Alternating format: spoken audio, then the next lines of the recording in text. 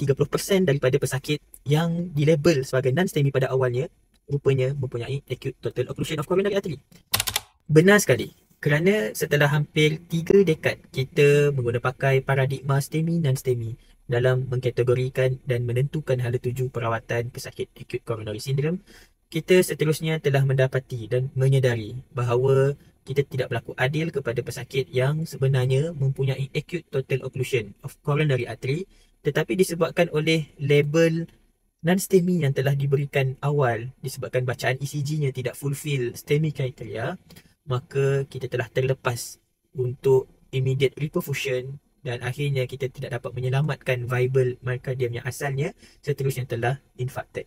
Disebabkan inilah advokasi daripada Dr. Smith, Dr. Mayers dan Dr.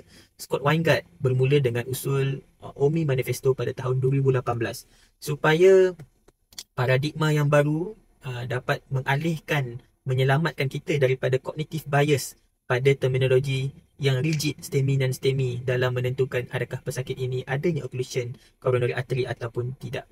Dan manifesto ini telah seterusnya disambut dengan clinician dan juga pengkaji daripada pelbagai belahan benua yang lain dan mula semakin diterima dalam kalangan images vision dan juga cardiologist.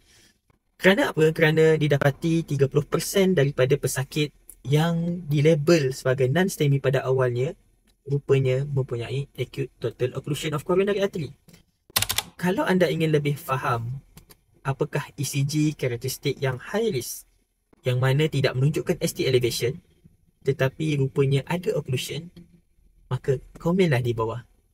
Kalau anda ingin tahu lebih lanjut pensejarahan bagaimana kita beralih daripada mengetahui bahawa ST elevation associated dengan occlusion, kemudian kita pindah kepada STEMI dan STEMI yang sekarang dan sekarang ke paradigma OMI-NOMI pun sama.